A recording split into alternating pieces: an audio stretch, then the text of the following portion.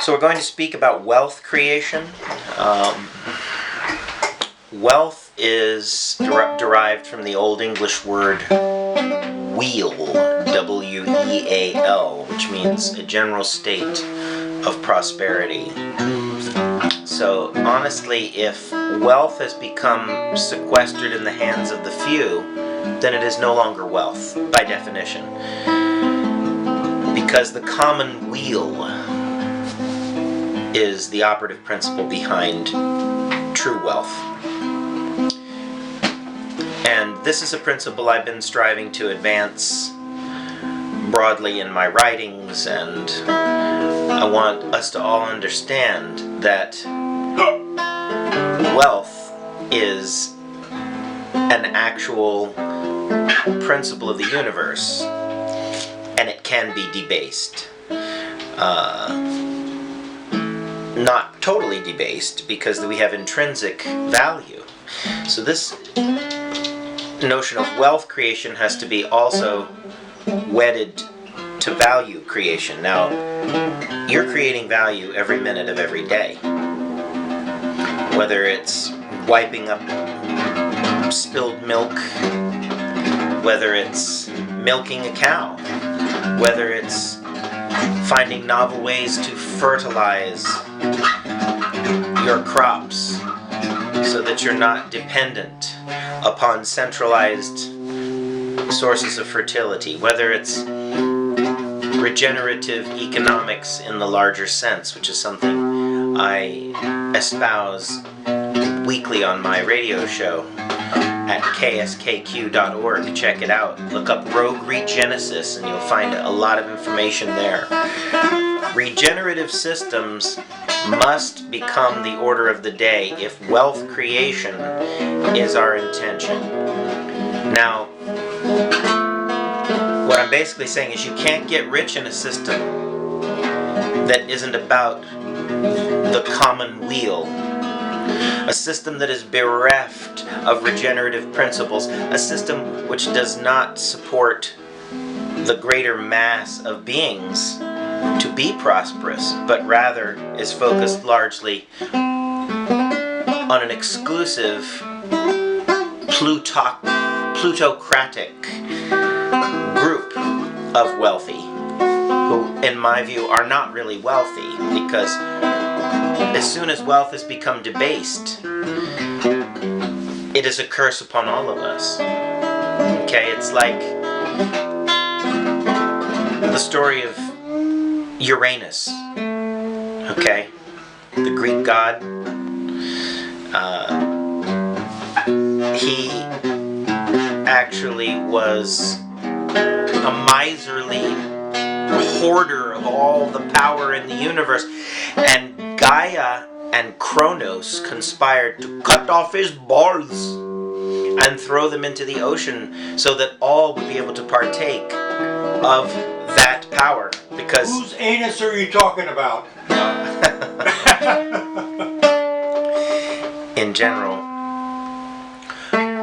we have basically got things backwards or bass-ackwards, because wealth is not an exclusive privilege, but rather a common right. Okay? And as soon as it has become the opposite of its true face, its true nature, then it works against us, we the people, okay? And the conservatives will tell you that, well, that's just because we got our act together and we organized and we build industries and we create jobs and so on and so forth. But, you know, I can honestly say that the deterioration of the ecological sphere and the social infrastructures of the planet tell a different story. We may be better off than we were in caveman days, but to generate real wealth, you have to have an intact society, an intact social sphere. And with the number of divisions and polarities that we see, it's almost as if, especially in America, but even more widely, the world is dividing along certain lines, both ideological and economic,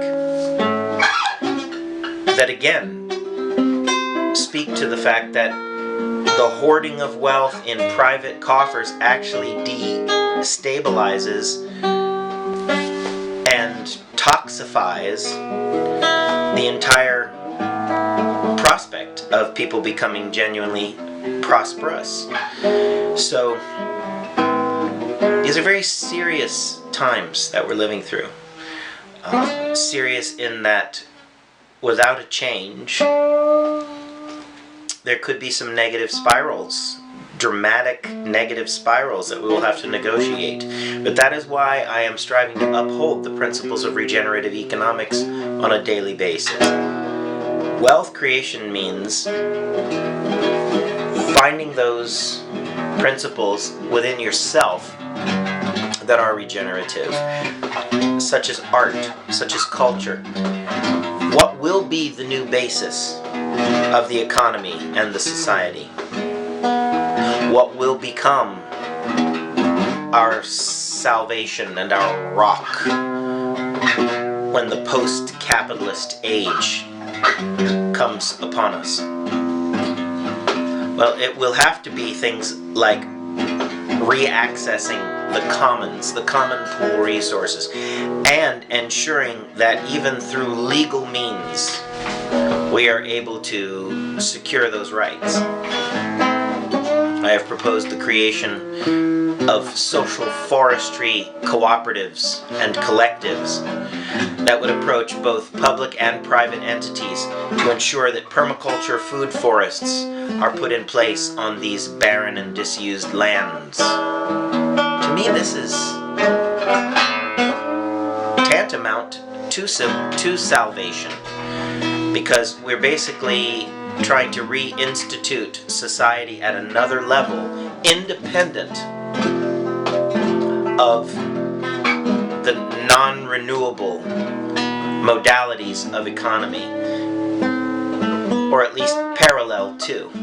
Because, as I've said before, the minute that we take a debt-ridden instrument like a Federal Reserve note and we trade it for something of inherent value like food, like timber, like medicines, like water, we have debased ourselves and those natural resources. Let us not hoard wealth, and let us not merely distribute it. Let us generate it continuously.